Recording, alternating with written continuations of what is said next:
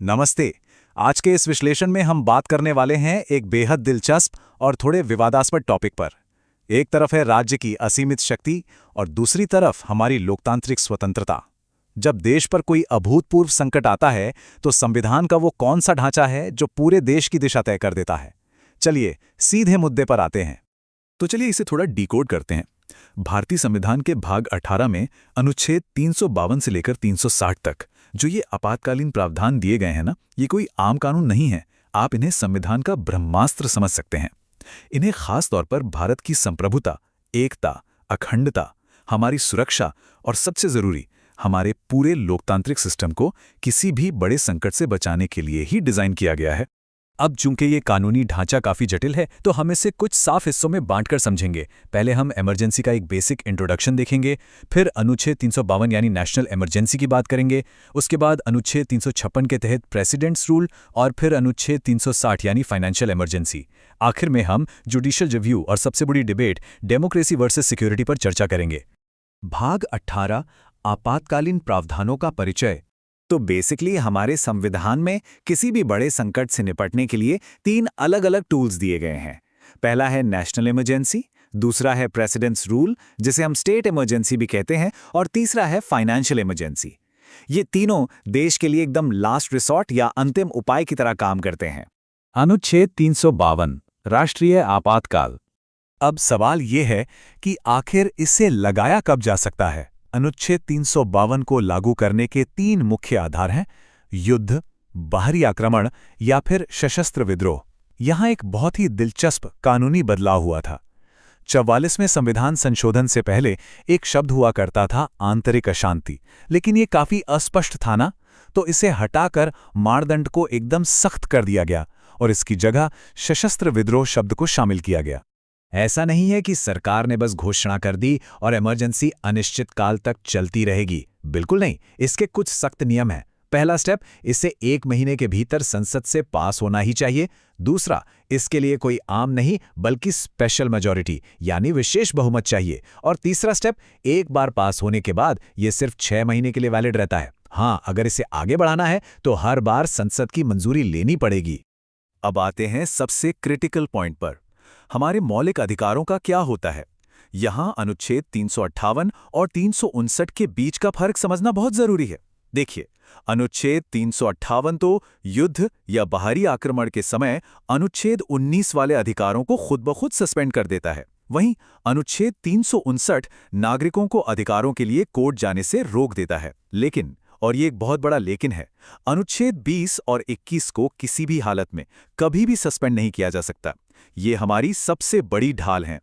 चलिए थोड़ी हिस्ट्री में चलते हैं। अनुच्छेद 352 का इस्तेमाल अब तक सिर्फ 3 बार हुआ है। पहली बार 1962 के चीन युद्ध के दौरान, दूसरी बार 1971 के पाकिस्तान युद्ध में और तीसरी बार 1975 में आंतरिक आपातकाल के रूप में। हम सब जानते हैं कि 1975 का वो दौर भारतीय लोकतंत्र के इतिहास में सबसे ज्यादा चर्चित और शायद सबसे विवादास्पद समय रहा है। अनुच्छेद 356 राष्ट्रपति शासन। अब फोकस नेशनल लेवल से हटाकर स्टेट लेवल पर लाते हैं। केंद्र सरकार किसी राज्य का कंट्रोल किन हालातों में अपने हाथ में ले सकती है, इसके 2 अलग-अलग आधार हैं। एक तरफ है अनुच्छेद 356 जो तब लगता है जब राज्य का संवैधानिक तंत्र पूरी तरह से फेल हो जाए, और दूसरी तरफ है अनुच्छेद 365 जिसका इस्तेमाल तब होता है जब कोई राज्य केंद्र सरकार के दिए गए निर्देशों को मानने से साफ इनकार कर दे।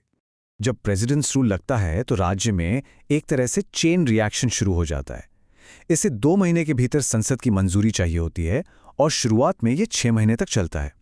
होता क्या है कि राज्य का सिस्टम तो फेल हो चुका है, इसलिए राष्ट्रपति खुद राज्य के कामकाज को अपने हाथ में ले लेते हैं।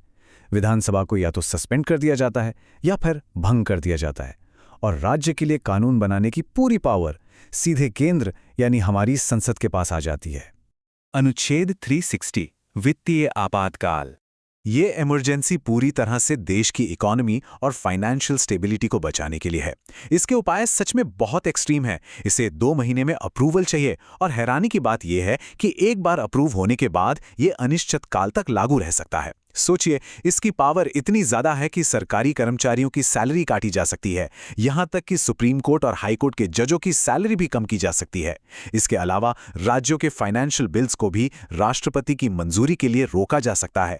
लेकिन हमारे लिए सबसे बड़ी राहत की बात क्या है? इतनी व्यापक और असीमित संवैधानिक शक्तियां होने के बावजूद भारत के इतिहास में वित्तीय आपातकाल का इस्तेमाल कितनी बार हुआ है? बिल्कुल 0 बार। जी हां, एक बार भी नहीं। न्यायिक समीक्षा और संवैधानिक संशोधन। अब इतनी बड़ी पावर्स हैं तो उनका मिसयूज रोकने के लिए कुछ चेक्स एंड बैलेंसेस भी तो चाहिए ना।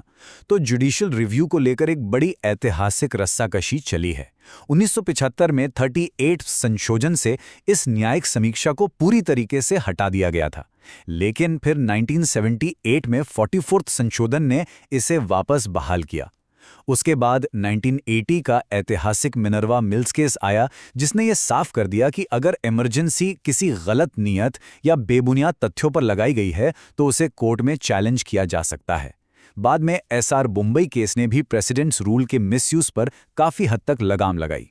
लोकतंत्र बनाम सुरक्षा। खैर, अब तक हमने जो भी जटिल डेटा और आर्टिकल्स देखे हैं, अगर उन्हें हम एक साथ रखकर देखें तो पूरी तस्वीर एकदम साफ हो जाती है। नेशनल, स्टेट और फाइनेंशियल इमरजेंसी, उनके आर्टिकल्स, वो किन आधारों पर लगते हैं, अप्रूवल का टाइम, उनकी मैक्सिमम ड्यूरेशन, हमारे अधिकारों पर उनका क्या असर पड़ता है और वो कितनी बार इस्तेमाल हुए हैं, ये सब मिलकर इस पूरे फ्रेमवर्क को बड़ी खूबी से समझाते हैं। संविधान के मुख्य वास्तुकार डॉक्टर बी.आर. अम्बेडकर का इस पर एक बहुत ही सटीक नजरिया था। उन्होंने खुद माना था कि इन प्रावधानों के दुरुपयोग की गुंजाइश तो है, लेकिन साथ ही उन्होंने ये भी कहा था कि राष्ट्रीय सुरक्षा और संवैधानिक स्थिरता को बनाए रखने के लिए इनका होना बहुत जरूरी है। मतलब आप इन्हें एक ऐसा सुरक्षा कवच कह सकते हैं जो जरूरी तो है, लेकिन थोड़ा खतरनाक भी है। जाहिर है, क्रिटिक्स की चिंताएं भी अपनी जगह बिल्कुल जायज़ हैं। उनका मानना है कि ऐसे संकटकालीन टूल्स हमारे फेडरल स्ट्रक्चर को कमज़ोर कर देते हैं। ये केंद्र सरकार को बहुत ज़्यादा ताकतवर बना देते हैं, जिससे एक तरह की प्रेसिडेंशियल डिक्टेटरशिप यानी तानाशाही का खतरा बढ़ जाता है। सबसे बड़ा डर तो ये है कि जब मौलिक अधिकार ही काम नहीं करेंगे तो अंत में वही लोकतंत्र खतरे में पड़ जाएगा, जिसे बचाने के लिए इन इमरजेंसी प्रोविजंस को बनाया गया था।